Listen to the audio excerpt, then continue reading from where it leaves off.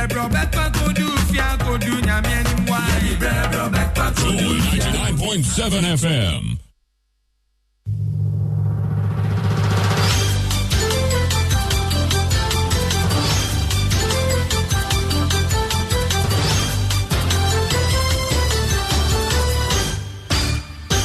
Hello and welcome to Joy News at 6.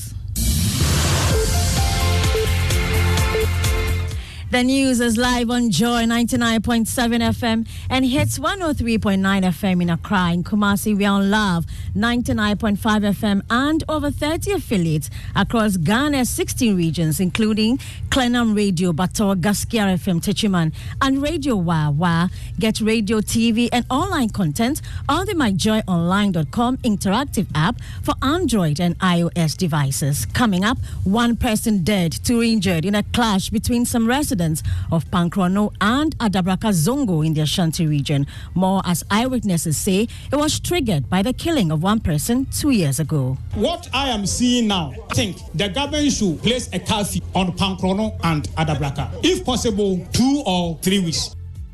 Tests conducted on 10 major rivers across the country reveals high levels of dangerous heavy metals. All these water samples that are coming from our water bodies in Ghana were found to be acidic in nature. In terms of toxic metals, lead was ranked as the highest.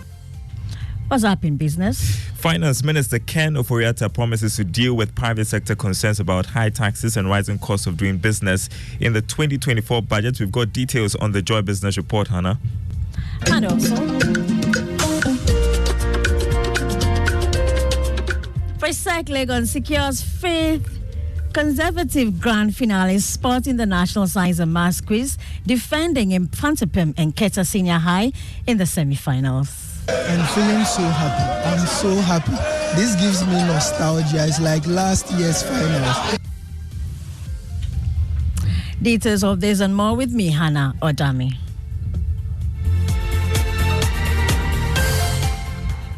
One person has died and 2 others injured in a clash between the youth of Pankrono and Adabraka Zongo in the Ashanti region. Eyewitnesses say the latest incident is a reprisal of an accident or incident in the area that led to the death of one person 2 years ago.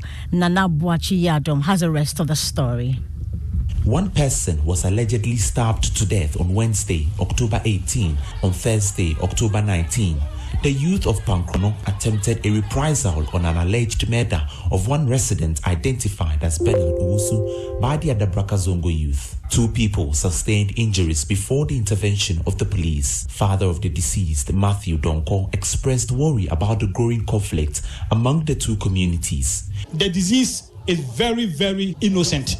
What I am seeing now, I think the government should place a curfew on Pankrono and Adabraka. If possible, 2 or 3 weeks. Assembly member for the area, Ernest Owusu, says the Tafo Municipal Assembly will ensure calm in the communities as the police investigates the matter. Nana Boachi Yadom filed that report. Now, tests conducted in 10 major rivers across the country have revealed high levels of dangerous heavy metals. The Oda and Cobra, Tano, Ofeng, and 6 others presented dangerous levels of lead, arsenic, chromium, and cadmium. Scientists say swimming or using these waters for fishing presents a major health risk. Almost all major rivers and streams across the country are highly polluted by irresponsible mining. My colleague Erastus Asaridonko has excerpts in his latest documentary titled Poisoned for Gold. We fetched samples to be tested for heavy metals at the Sheath Laboratory of the KNUST's Chemistry Department. For standard's sake, we use the World Health Organization standards. The World Health Organization pegs the acceptable standard for arsenic at 0.0050 milligrams per liter, while the US and Ghana pegs it at 0.010 milligram per liter. The Oda, Brim, Pra, Ankobra, Enuru, Ofin, Ashre, Butre, Subri, and Tano registered between 0.216 and 0.444 milligrams per liter, which is 0.434 milligrams higher than acceptable levels. This is 20.6 to 55.6% higher than acceptable levels in water using the American and Ghanaian standards. Dr. Eugene Ansah explains the test results. All these water samples that are coming from our water bodies in Ghana were found to be acidic in nature. In terms of toxic metals, lead was ranked as the highest toxic metal present in all these water samples. And should anybody drink this water or even swim in these waters, then they are exposed to high levels of lead. The other metals include chromium, cadmium, and arsenic. Erastus Asari Donko filed that report. The National Security Minister, Albert Kandapa, has been sharply criticized and challenged to provide evidence to back his claim that individuals in academia, civil society, and the media are actively exploiting their influence to promote a coup and destabilize Ghana. The minister claimed at a security forum in Accra that a trend is the biggest threat to national security. In Ghana, more disconcerting trend is also emerging. Notably, following the coup in Niger, certain individuals in academia, civil society, and the media, you must have observed, have been propagating false narratives in support of a coup or military rule. These actors have gained substantial followings on social media, leveraging their influence to disseminate misinformation that threaten our nation's peace and also stability. While the Executive Secretary of the Media Foundation for West Africa, Suleiman Abraham, says the National Security Minister has no basis to make that claim. I doubt the veracity of what the Honorable Minister said.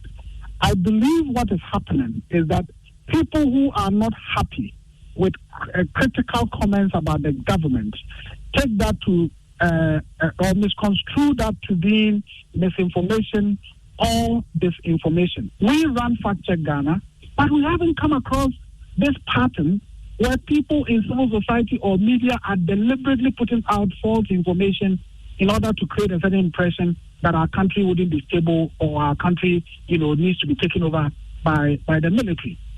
Meanwhile, President of the University Teachers Association of Ghana at the University of Ghana, Professor Ransford Jampu, says Kandapa misdiagnosed the potential causes of political instability.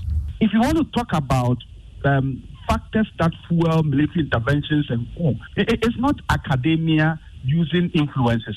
It's about bad governance. It's about corruption. It's about economic mismanagement.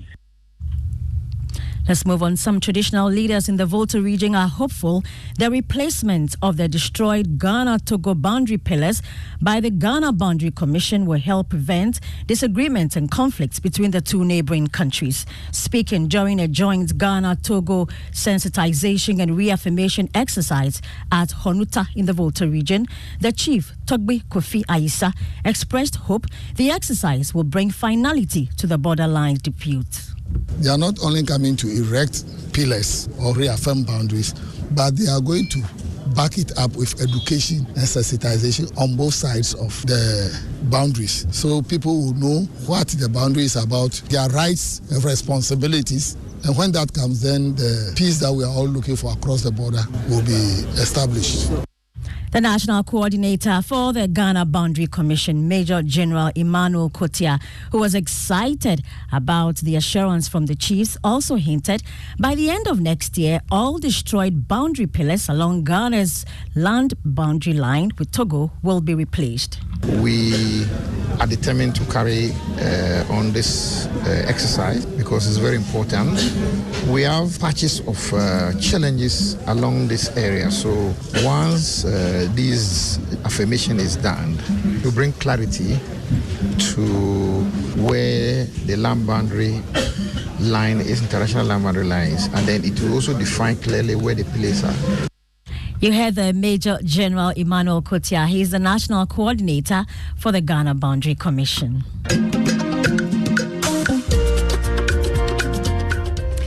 The Presbyterian Boys Secondary School, PRESEC, has once again emerged as the undisputed as they secure their golden ticket to the finale of the National Science and Maths Quiz. PRESEC Legon faced off against their arch-rivals Infansipim and Keta Senior High School in a heated battle of intellect. The contest kicked off with Infansipim taking the lead. With each twist and turn, the atmosphere crackled with tension until PRESEC sealed the deal with 44 points, making it to the finals for the 5th consecutive year. Jacqueline and Somayabwa caught up with the Legon boys after the contest. So I just have to still keep my trust in him and not lose my faith, even though things were not going as planned. So I just like to thank God for everything. Just like to thank God for everything. I mean, it's a very big relief. I mean, being in the finals 5 consecutive times is a big relief, and I'd like to thank God for everything. Yeah. I'm feeling so happy. I'm so happy. This gives me nostalgia. It's like last year's finals. I mean, at the start, we knew that Infantipen would give us a good contest, and I'll say kudos to them. They actually gave us a good contest, but we proved to them that we are the reigning champions.